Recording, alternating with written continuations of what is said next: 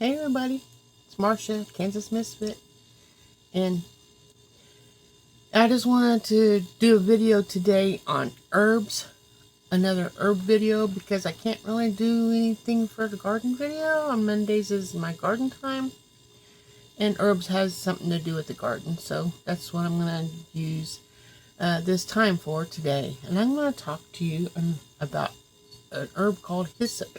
It's really a flower, but it's a medicinal herb.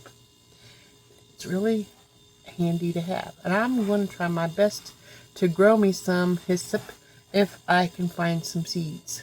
So I have to look in Baker's Creek or in I'm trying to think of some other, in my gardener or Mary's Heirlooms, Johnny Seeds. I just browse around. And if you know any other places that people can get seeds from to grow, please comment in the comment section so that I can check them out as well. Because one seed company might not have what others have, and some of them might have everything that everybody else has. And I want to find all kinds of seeds, and I can't find them without browsing, right? So if you can help, I'm eager and ready.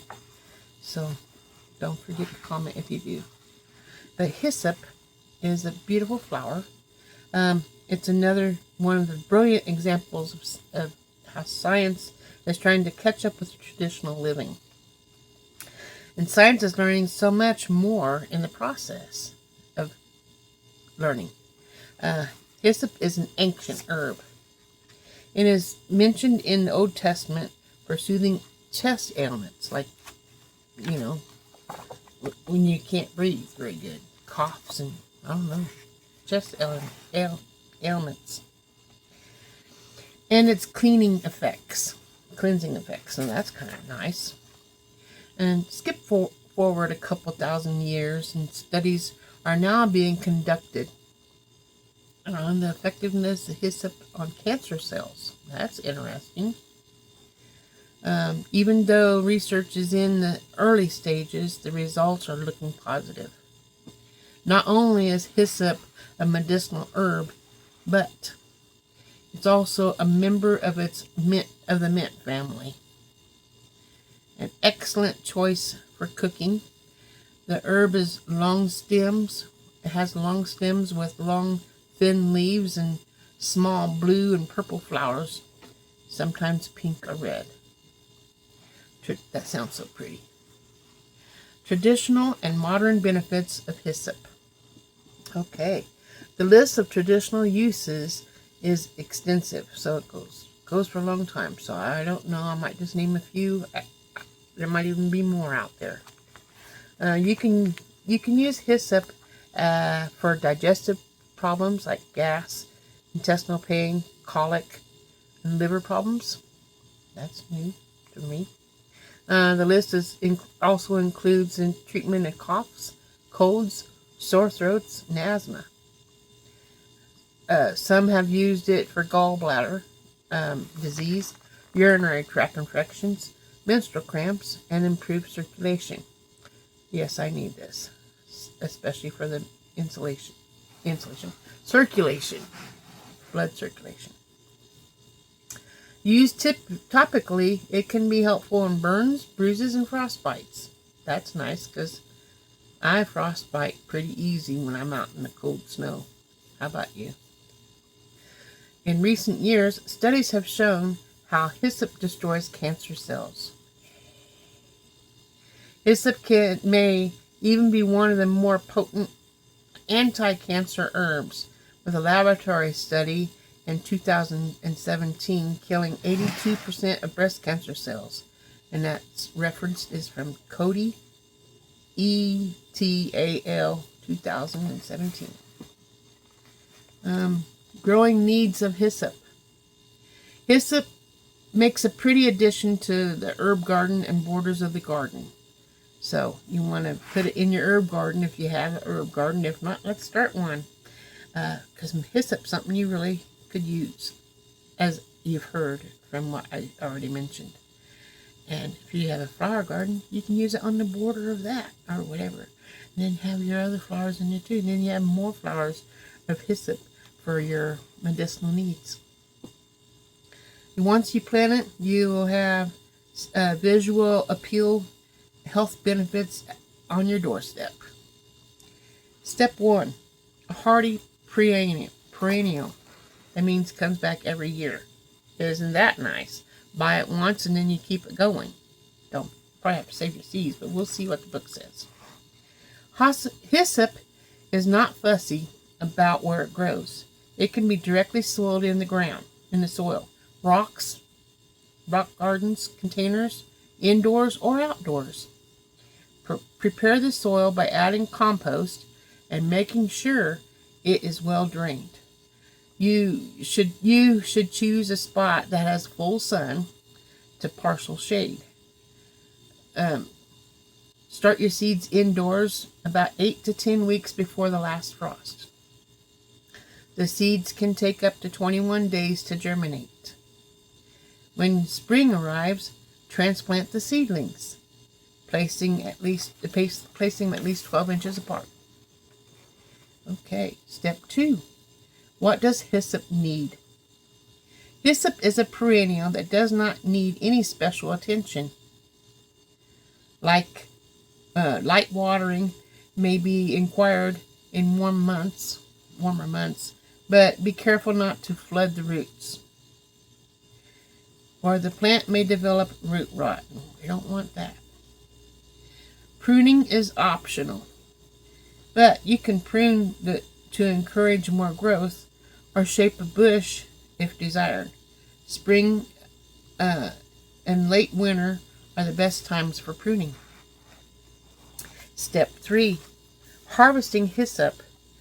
Leaves can be harvested as and when you need them, but preferably before the plant flowers, before it gets its flowers. Mid-morning is a good time to reap the flowers because the dew will have had a chance to dry. And check to see if the flowers are around 3/4 full or open before snipping them with a pair of scissors. You can also trim around the stems and leaves of the flowers. Step 4. Step 4, not floor. Hyssop all year around. Fresh hyssop leaves and flowers can be placed between damp paper towels and inside a plastic bag in the fridge. It will keep for a few days.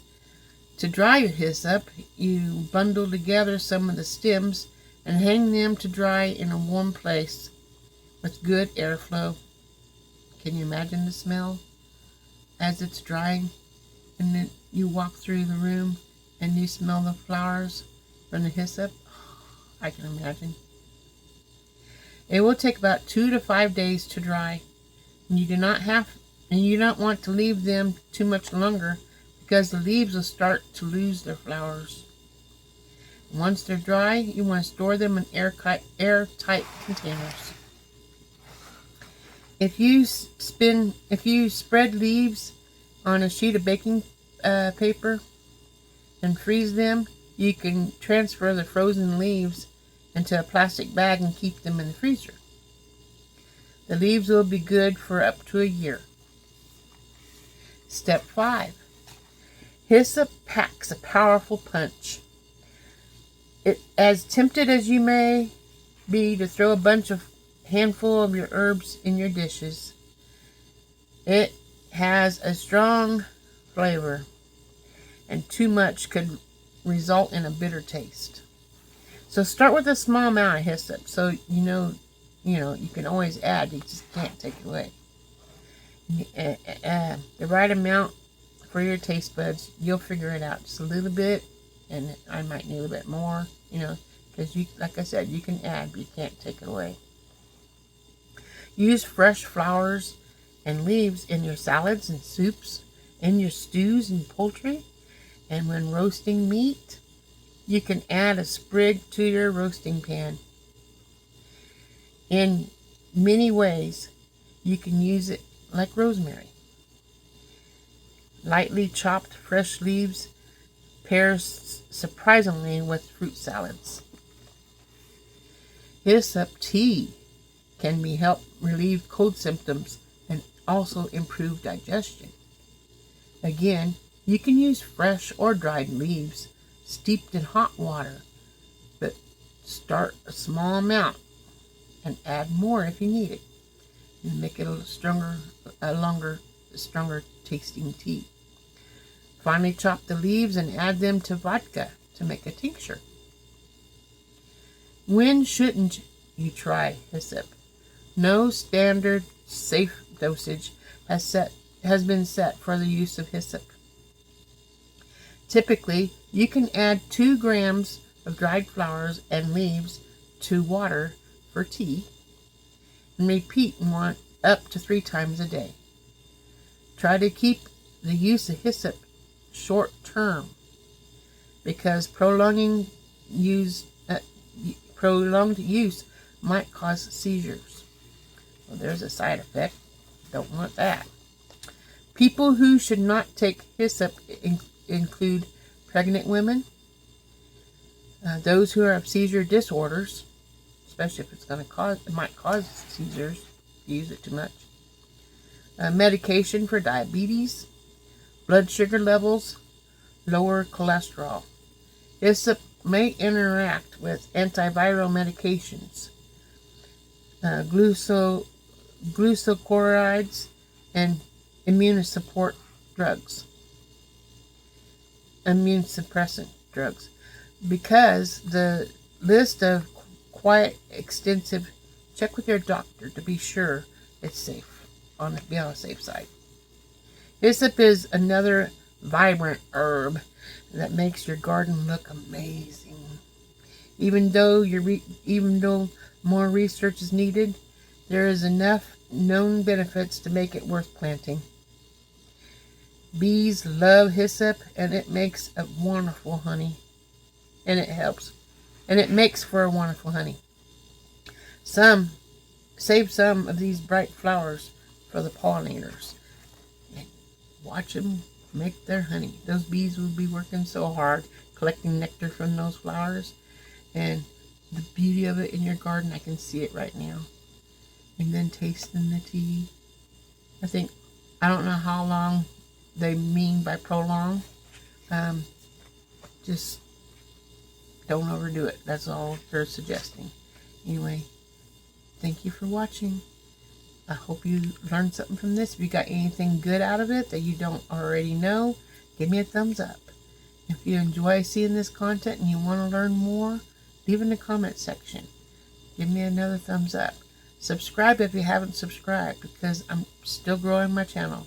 My next goal is 10,000 subscribers. Think I can reach it by the end of the year? No, but I can reach it. I just need to keep on posting and sharing with my friends, family, and everybody out there. And you can share it as well. Share it to your social media platforms so other people can learn about the herbs as well.